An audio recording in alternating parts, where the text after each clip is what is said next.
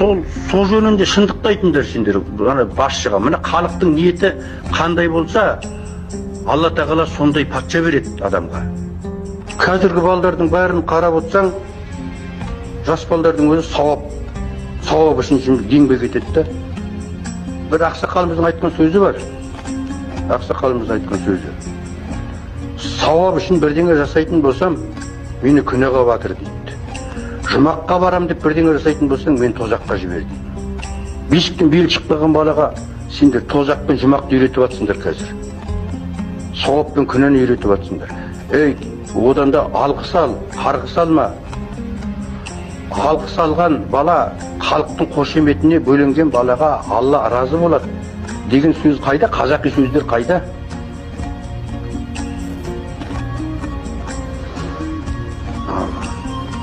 Ашық қалсаң сол, ашық қалсаң сол. Тек сауап жинаңдар, бүйтіп жатыр, сөйтіп жатыр.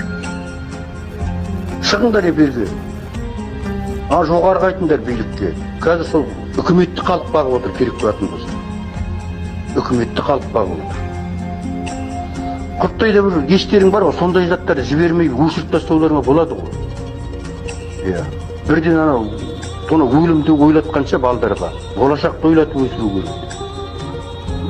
Баяғыда мені немен бағасын дейді әке шешеміз, құттай күніміз. Сармаймен бағамыз дейді. Міне мәселе қайда жатыр. Олар сонда қартаятынын біліп отыр. Мен Алла ғұмыр берсе қартаям. Сонда мені тастап кетпей, мені арулап көметін балам мен иманды келінім болса екен деп қызды жатқа тәрбиелейді дейді. Екі күннің бірінде ажырасып отыр ғой. Екі күннің бірінде талақ деп неше түрлі қатын алып отыр осы діндарлардың көбі. Сол анау сол екі араны салыстырыңдар енді мына имамдар. Қайсысы сауап, қайсысы күнә екенін. Сендер ақиқатты айта алмайсыңдар. Ақиқатты.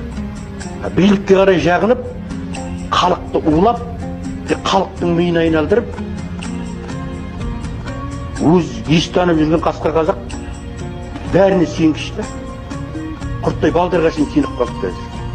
Олар болашақты ойлап отқан жоқ, тозақ пен жұмақты ойлап жүр қазір. Кімнің қашан кететіні белгісіз. Түгел сояққа барады бәрі де. Сол кезде Алла тағала өзінің жақсылығы мен жамандығын таразыға салады. Намаз оқымағанның бәрі тозақта жатыр деп есептейсіңдер ме? Күнде Құран бағыштап жатыр біздер. Не үшін бағыштайсың? Біліп істеген, білмей істеген күнәсін кешіре көр. Жандарын жәннаттан қыла көр деп. Пенденің сұрағанын Алла береді десе, сол намаз оқымай, ниеті ақ, пейілкен ата-бабаларымыз, әке-шешелеріміз, оны Құдай біледі қаяқта жатқанын. Мен айыпқа бермем, тіпті мұны жаман болып кетті қазір дейтін. Дардай адамдардың соған сенгіш болып қалды. Намаз ол парыз, оқы жөніңе жүр. Өзің жамандық жасама, қолынан келсе қол ұшыңды бер. Жоққа жүйрік жетпейді. Жақсылық естен кетпейді. Маңдайларын сәждеге дейін Аллах, Аллах, Аллах деп. Сендер халықты ұлап атсыңдар, сендер күнәға батасыңдар ертең Алланың алдында. Жібермеңдер бұндайлардың бәрін.